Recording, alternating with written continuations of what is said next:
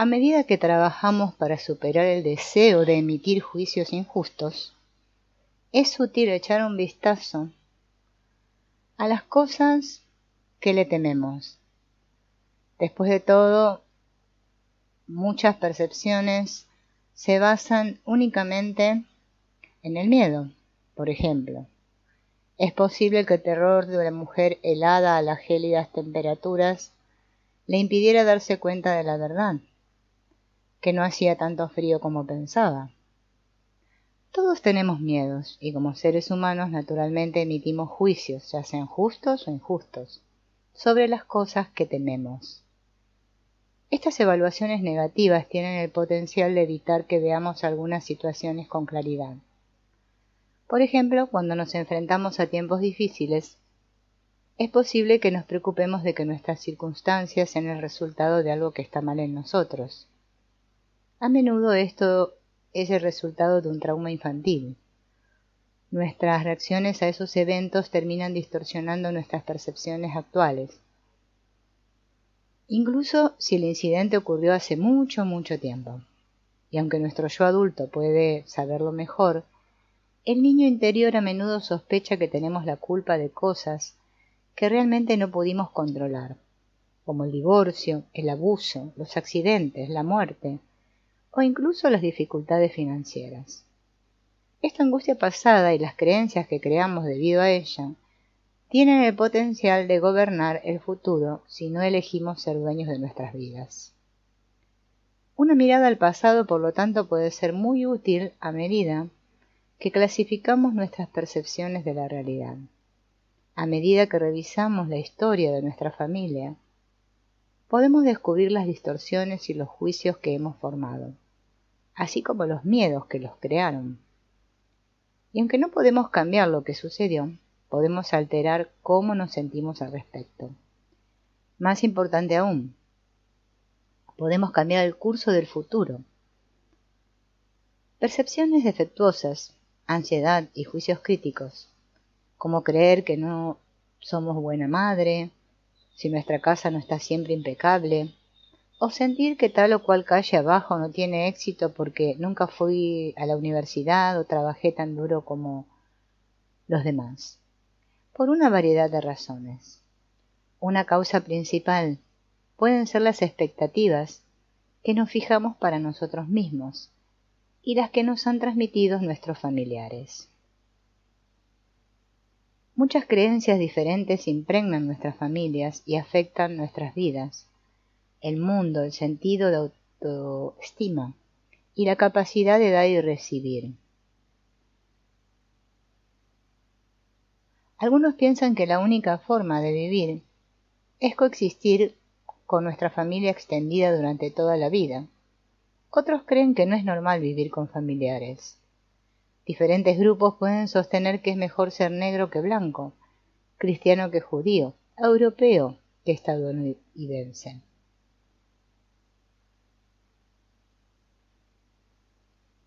Cualquier creencia generalizada afecta nuestra autoimagen y nuestra capacidad de amar. Nosotros tenemos el deseo innato de ser amados y aceptados por los demás. Esto puede sacar lo mejor y lo peor de todos nosotros. Por ejemplo, cuando cumplimos con cualquier conjunto de reglas positivas o expectativas dignas, ya sea que estén explícitamente establecidas o comunicadas involuntariamente por aquellos a quienes cuidamos, tenemos el beneficio de sentir que encajamos, nos sentimos amados y valorados. Esto generalmente nos hace felices, lo que tiende a ayudarnos a hacer y dar lo mejor de nosotros.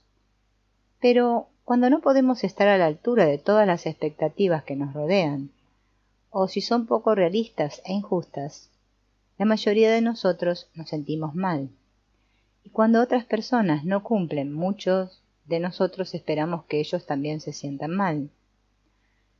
Estos sentimientos traen consigo la necesidad de compararnos con los demás, lo que nos lleva al hábito de comparar nuestro valor con las habilidades de otras personas. Pronto el orgullo se desarrolla, porque no queremos ver que no podemos ser y hacer todo lo que se espera de nosotros. En lugar de descubrir nuestras limitaciones, Pretendemos que lo tenemos todo junto, cuando en realidad estamos lejos de estar al tanto de todo.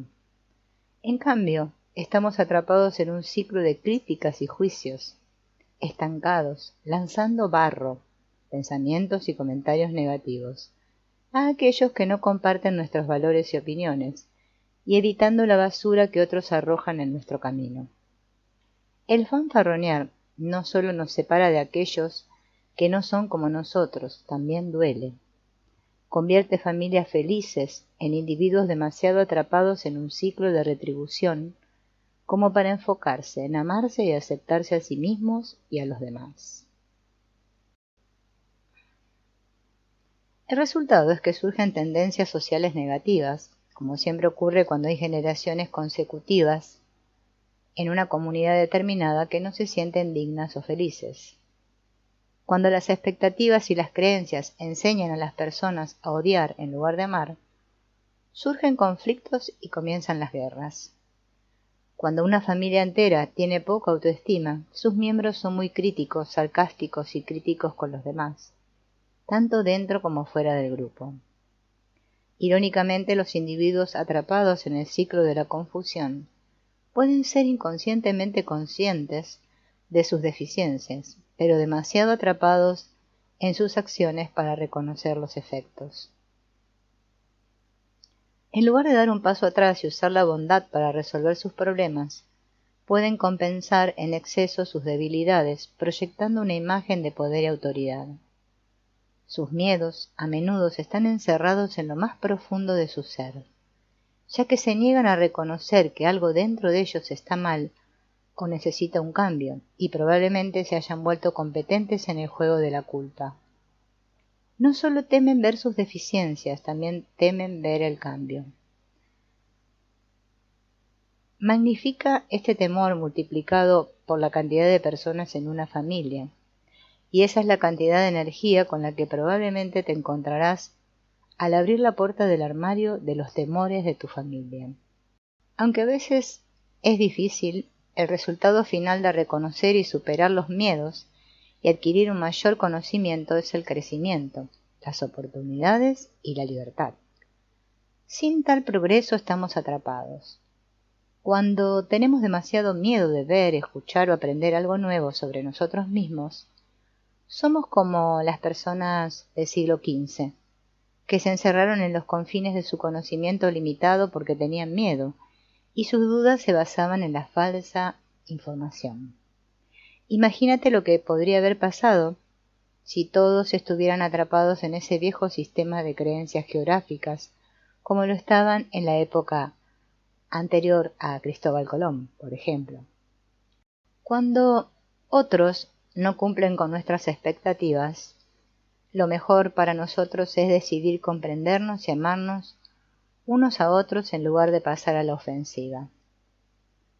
Detrás de cada creencia familiar destructiva hay un miedo que distorsiona nuestras percepciones y nos impulsa a emitir juicios. Cualquiera que sea el miedo, se forma en el pasado. Muchos son heredados de nuestros familiares y residen en las partes más profundas de nuestro subconsciente. Si no se resolvieron en nuestra infancia, continuarán guiando la creación de nuestras percepciones a medida que crecemos. En consecuencia, estas ansiedades explican gran parte de nuestro inconsciente.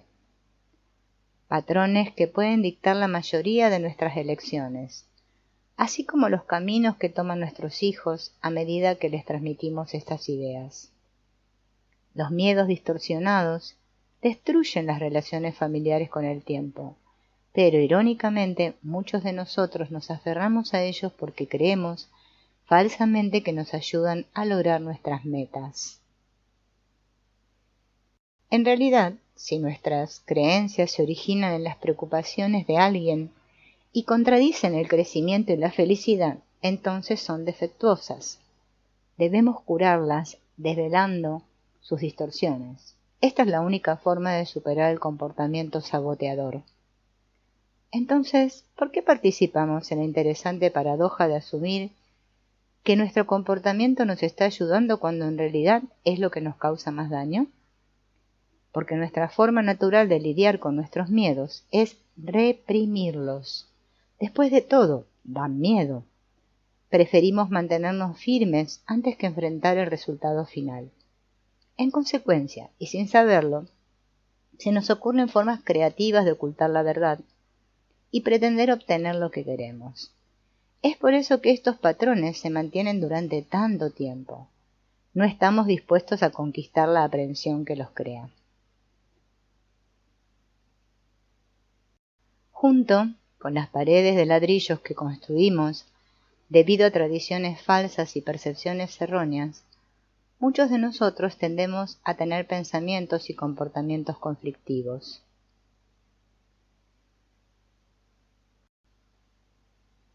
Cuando estamos en conflicto podemos estar seguros de que dentro de nuestros procesos de pensamiento hay miedos que nos están costando lo que más queremos. Estar en conflicto es común y casi todo el mundo lo experimenta. Cuando no tenemos lo que queremos, podemos estar seguros de que de alguna manera no estamos seguros de lo que queremos. Como dice el refrán, si siempre haces lo que siempre hiciste, siempre obtendrás lo que siempre obtuviste. Si nos resulta difícil satisfacer nuestras necesidades, hay algo dentro de nosotros, probablemente un proceso de pensamiento o una creencia gobernada por el miedo, que necesita cambiar para que podamos crear una realidad diferente. Los sistemas de creencias familiares siempre tienen un efecto negativo si nos impulsan a atribuir nuestro valor individual a una determinada característica. Terminamos molestándonos a nosotros mismos y esto se traduce en críticas hacia los demás. Por ejemplo, si nos juzgamos fracasados por no ganar mucho dinero, también podemos ver a los demás como fracasados si no son ricos. Nuestros juicios nos llevan a criticar, lo que puede afectar la autoestima de alguien a quien amamos, reforzando una creencia negativa. Entonces nos encontramos atrapados en el ciclo de confusión que puede ser tan dañino para nuestra sensación de bienestar. A veces, otros reflejan juicios particulares sobre nosotros mismos. Esto suele ocurrir cuando dos personas comparten la misma creencia negativa. La mayoría de las veces, es más fácil para nosotros detectar las opiniones negativas de los demás que verlas en nosotros mismos. Es por eso que si alguien se pone loco con sus opiniones, es una buena idea mirar de cerca para ver si nos está reflejando un juicio similar o una suposición negativa. Muy a menudo, los pensamientos críticos fluyen por nuestra mente casi de manera inconsciente. Quizás juzgamos como nuestros amigos, vecinos o seres queridos crían a sus hijos, cuidan sus jardines, gastan su dinero, se comunican, limpian sus hogares, cuidan de sus familias y más. Al prestar atención a nuestras evaluaciones de los demás y cómo los ven los miembros de nuestra familia, podemos comenzar a comprender nuestras propias creencias y miedos negativos y cómo nos afectan. A veces juzgamos a los demás porque creemos que hacerlo nos ayudará a sentirnos mejor con nosotros mismos. De hecho, cada vez que sacamos conclusiones precipitadas sobre otra persona, nos convertimos en víctimas del mismo juicio, y es posible que nos encontremos viviendo con autodegradación y llenos de críticas. Estos pensamientos reflejan nuestros miedos, y los dos respaldan nuestras convicciones negativas. Si permanecen sin identificar, nos costarán amor y autoaceptación. Sin estos dos sentimientos clave, no podremos progresar hacia el cuidado mutuo y no tendremos la capacidad de cambiar nuestras circunstancias y obtener más de lo que queremos. La buena noticia es que nuestros juicios y temores, una vez descubiertos, pueden ayudarnos a comprender los requisitos que tenemos para nosotros mismos, pueden ayudarnos a descubrir nuestro lado en conflicto. Y cuando sanamos nuestras agendas en conflicto, podemos lograr nuestros objetivos de manera más efectiva. Los expertos de hoy en día en las relaciones matrimoniales nos enseñan que inconscientemente atraemos a parejas que tienen patrones de comportamiento y pensamiento que encajan perfectamente con las heridas de nuestra infancia. En nuestros esfuerzos por curar al niño herido que llevamos dentro, tendemos a buscar personas que demuestren el comportamiento de nuestros primeros cuidadores. Uno de estos expertos, el Dr. Harville Hendrix, expone este concepto en su libro Getting the Love You Want.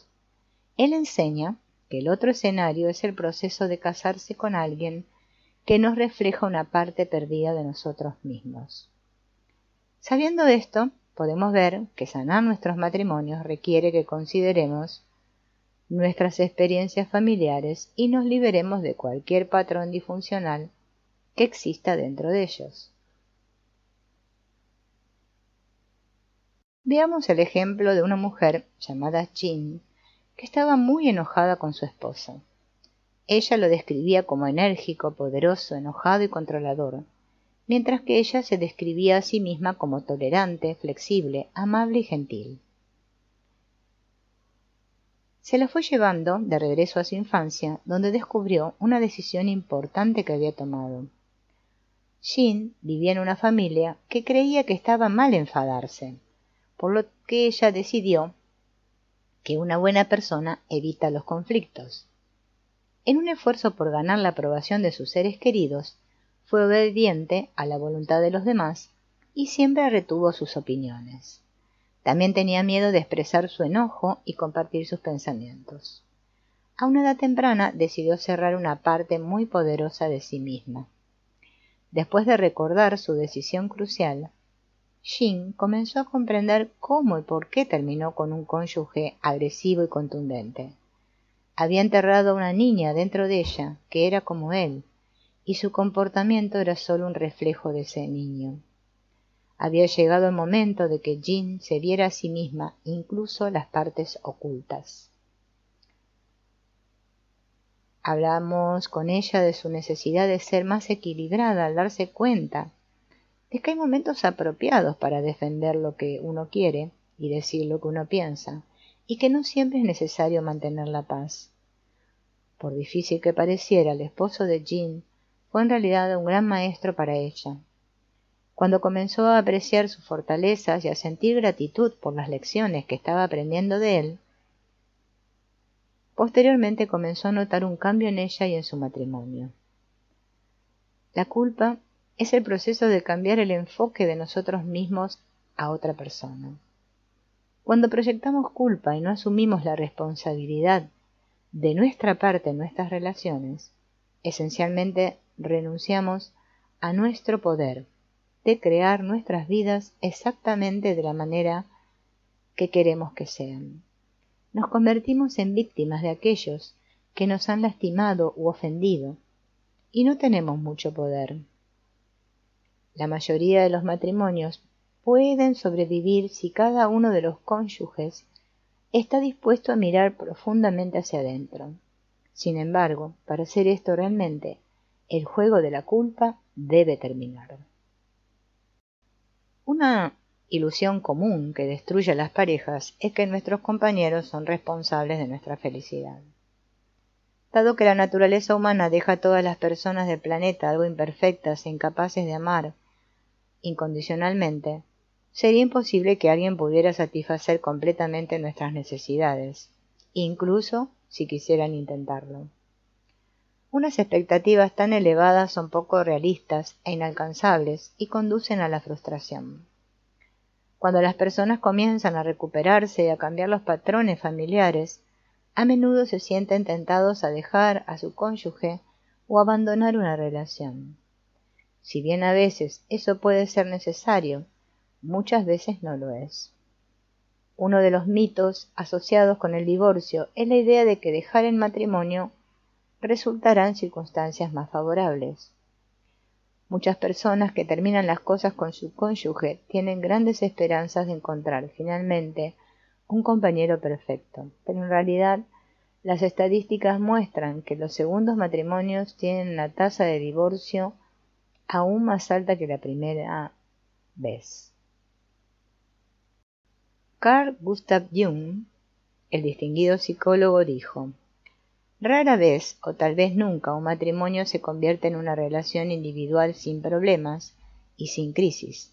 No hay conciencia sin dolor. El matrimonio es una unión que une a dos personas y espléndidamente nos permite la experiencia de volvernos completos. A medida que trabajamos para sanar a las parejas que se están deteriorando, es clave comprender los patrones familiares que existen para ambas partes, ya que es casi imposible cambiar algo que no conocemos. Puede ser casi imposible reparar un matrimonio sin una mejor comprensión de las convenciones subyacentes que pueden estar causando que la relación se desmorone. La verdadera alegría proviene de estar íntegro, y una alianza saludable es el resultado de obtener primero el bienestar individual. Al contemplar el divorcio es importante que nos miremos a nosotros mismos para sanar antes de recurrir a nuestro cónyuge.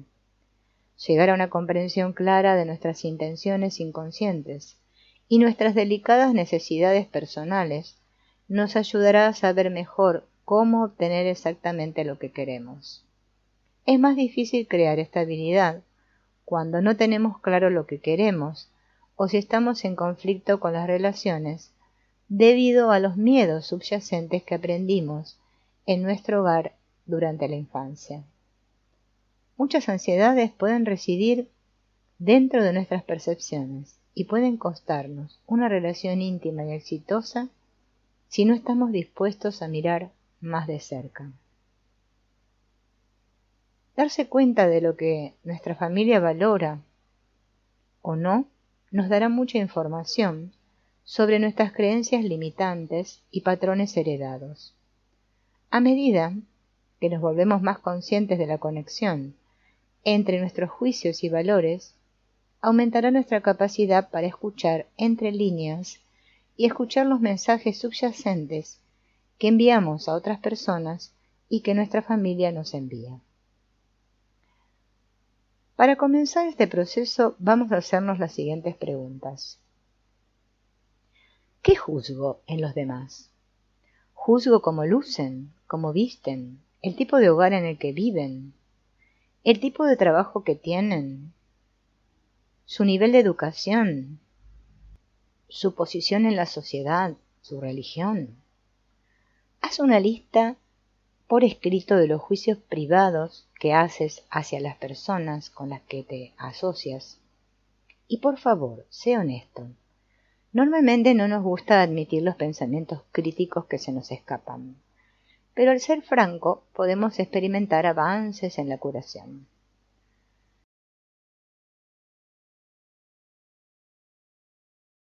Luego, mirando tu lista de juicios, registra dónde se originó tu idea de pensar de esta manera. ¿En tu padre, tu madre, tus abuelos o algún otro pariente tenía esas creencias similares? Si es así, escribe dónde aprendiste ese comportamiento. Si sientes que esos pensamientos se originaron en ti, hazte esta pregunta. ¿Cuándo, dónde y por qué decidí tener este tipo de opiniones?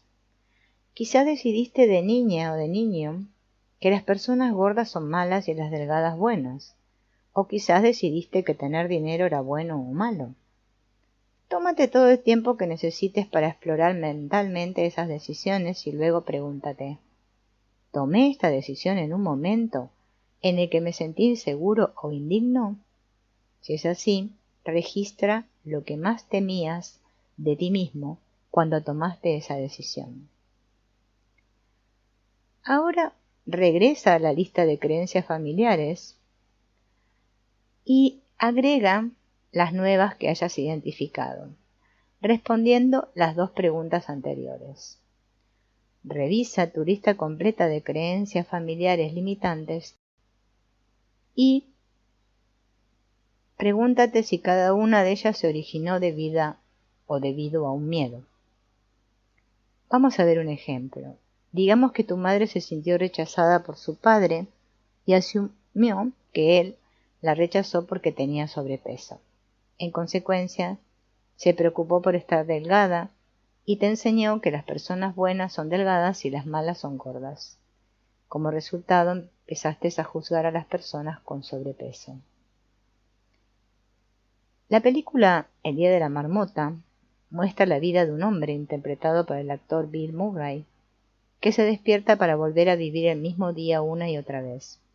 Al principio se siente frustrado porque sigue teniendo exactamente las mismas experiencias, exactamente los mismos momentos. Sin embargo, eventualmente perfecciona este día, aprendiendo lecciones que le permiten seguir adelante. Al final de la película, el personaje de Bill Murray está más que agradecido por la información que obtuvo mientras trabajaba para seguir adelante. Dejar ir aspectos de nosotros mismos requiere que ampliemos nuestra conciencia y comprendamos algo nuevo.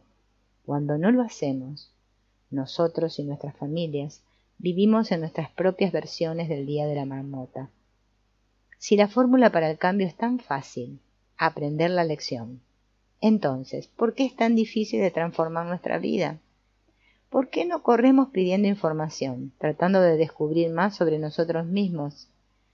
Y estamos dispuestos a mirar profundamente dentro de nuestra conciencia para poder crear algo nuevo. ¿Por qué la mayoría de nosotros vivimos en nuestra propia versión de una vieja repetición de película y parece que nunca escapamos del mismo episodio? La razón principal puede ser que el cambio rara vez resulta cómodo.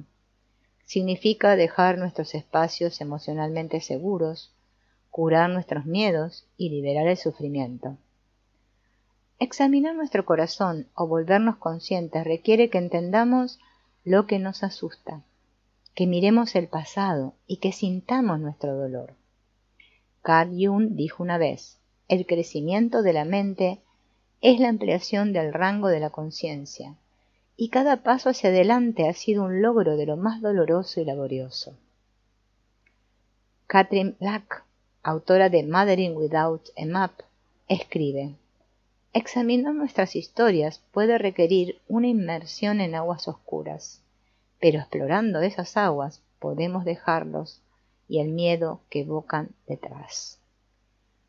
Muchas veces sabemos que necesitamos alterar algo, pero no tenemos ni idea de lo que tenemos que hacer, y luego nos asustamos porque nos sentimos confundidos. Como resultado, creamos resistencia al cambio. Sin embargo, cuando no cambiamos nada, terminamos en un escenario del día de la marmota, ya que el ciclo de miedo y resistencia se repite. Para romper esto, debemos tener fe en que el dolor es temporal y pasará.